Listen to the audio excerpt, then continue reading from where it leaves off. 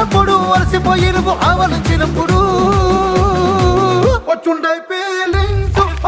feelings వచ్చి వచ్చి చంపేస్తుండయి feelings వచ్చుండాయి